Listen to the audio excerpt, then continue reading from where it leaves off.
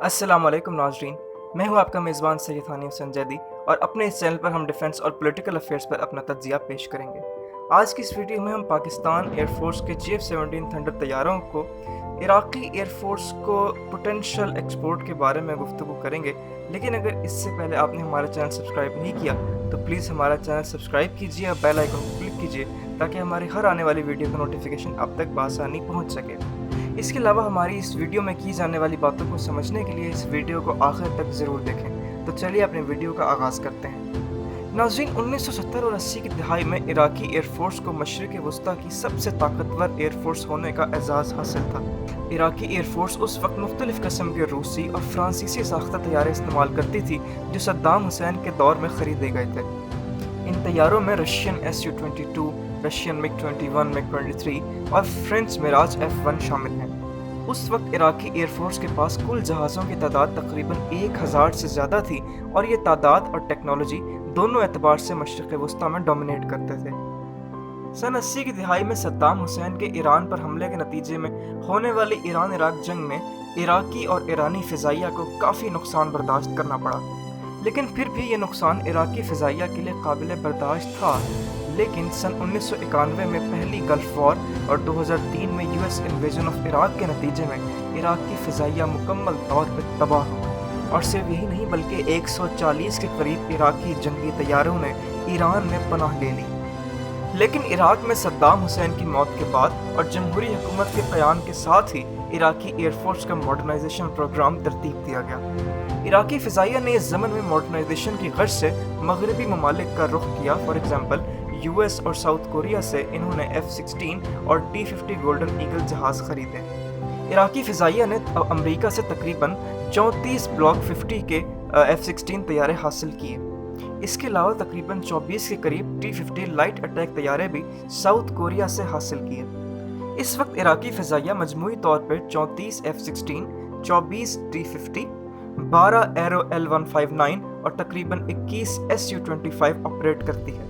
लेकिन यहाँ इराक़ी फ़िज़ाइया को एक मुश्किल का सामना है, वो ये कि इराक़ी एयरफोर्स अपने F-16 की मेंटेनेंस के हवाले से काफ़ी मुश्किलात का शिकार है। लॉकहीड मार्टिन ने सिक्योरिटी रीजंस के तहत अपने बहुत से इंजीनियर्स और टेक्नीशियंस को इराक़ से वापस बुला लिया है और मज़ीद को बुलाने का इंदिया भी दे दिया है। दोस्तों, बात सिर्फ मेंटेनेंस इशू की ही नहीं बल्कि कुछ मामला कैपेबिलिटी का भी है। यानी इस वक्त इराक़ी फ़िज़ाइया में कोई भी ऐसा तैयारा नहीं है जो beyond visual range missile fire कर सके। अब यकीनन आपके जहन में ख्याल आ रहा होगा कि F-16 ब्लॉक 50 प्लस तैयारे ऑपरेट करने वाले इराक़ी फ़िज़ाइया आखिर ऐसा कैसे हो सकता है कि उनके पास बियॉन्ड विजुअल रेंज मिसाइल ना हो, AIM-120 AMRAAM ना हो। तो मैं आपको ये इन्फॉर्मेशन देता चलूँ कि अमेरिका ने AIM-120 AMRAAM BVR मिसाइल्स इराक़ी एयरफोर्स को फ़रोख्त नहीं किए थे। यहाँ आपको जान के हैरानी होगी कि सिर्फ इराक़ी एयरफोर्स ही नहीं बल्कि अमेरिका ने उर्दन और मिस्र की फ़िज़ाइया को भी AIM-120 AMRAAM BVR मिसाइल नहीं डिलीवर किए। और मेरे नज़दीक इसकी सबसे बड़ी वजह इसराइल है। यानी अमेरिका नहीं चाहता कि इन ममालिक की एयरफोर्सेस किसी भी ज़मन में इजरायली एयरफोर्स का मुकाबला कर सकें। मैं आपको ये बात बताना चाहता हूँ कि 1967 और 1973 की अरब इसराइली जंगों में इराक़ी फ़िज़ाइया ने भरपूर शिरकत भी की थी और इसराइल के कई ठिकानों को निशाना भी बनाया था। शायद यही वजह है कि मिस्र जैसा मुल्क भी जो कि तकरीबन 218 F-16 ऑपरेट करता है, उसके पास भी AIM-120 AMRAAM BVR मिसाइल मौजूद नहीं है और उसके पास एयर कॉम्बैट के लिए सिर्फ और सिर्फ AIM-9 साइड फाइंडर मिसाइल है। और यही केस इराक़ी एयरफोर्स और जॉर्डेनियन एयरफोर्स के साथ भी है। अब यहाँ एक गोल्डन चांस है JF-17 के लिए, क्योंकि हम माजी में भी बहुत बार सुन चुके हैं कि इराक़ी फ़िज़ाइया JF-17 में इंटरेस्टेड है, जिसकी ख़ास वजह यही हो सकती है कि JF-17 modern avionics, modern stand of weapons और BVR मिसाइल से लैस है और इसकी मेंटेनेंस के हवाले से भी कोई इश्यूज़ का सामना नहीं करेगी इराक़ी एयरफोर्स।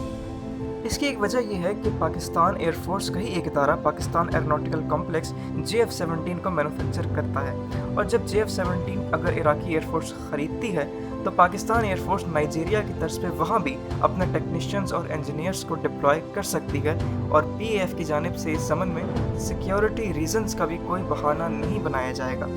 शायद इसी वजह से हमें पिछले कुछ अरसे में इराक़ और पाकिस्तान के दरमियान कई वफूद के तबादले का भी हम सुन चुके, हमने देखा है। इसके अलावा पहली मरतबा तारीख़ में کربلا کے مقدس شہر میں پاکستان نے اپنے ڈیفنس ایکسپو کو کنڈکٹ کیا، اور اس کے علاوہ عراقی ایئر فورس کے ہیڈ کوارٹرز میں بھی ہمیں GF-17 کا ایک ماڈل رکھا ہوا نظر آیا۔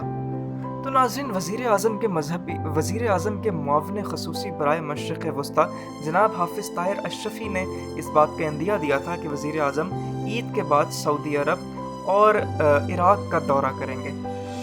سعودی عرب کا دورہ ہو چکا ہے اور اب شاید عراق کے دورے کی باری ہے، اور موسٹ لائکلی اس دورے میں ہمیں کسی قسم کی ڈیفنس ڈیل بھی دیکھنے کو مل جائے، کیونکہ پاکستان اور عراق کے دفاعی تعلقات پہلے سے استوار ہیں، پچھلے کچھ عرصے میں کافی مضبوط بھی ہوئے ہیں۔